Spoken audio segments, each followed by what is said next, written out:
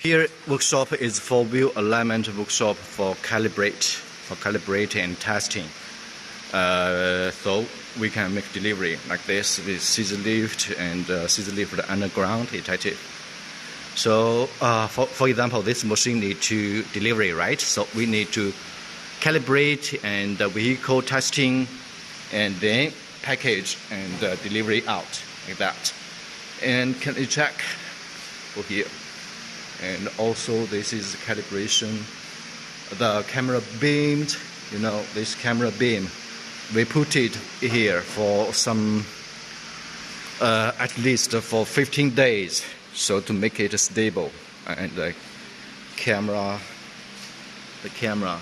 right? You can see the camera.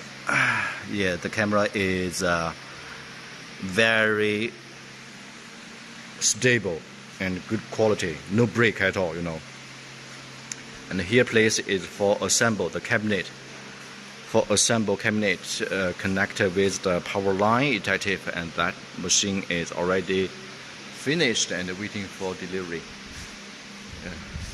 This is our workshop, the orders, okay. And also inside is for printing the logo. Here place is logo print. It has different customer with the logo, the silk print. Okay. Yes, you can see over here.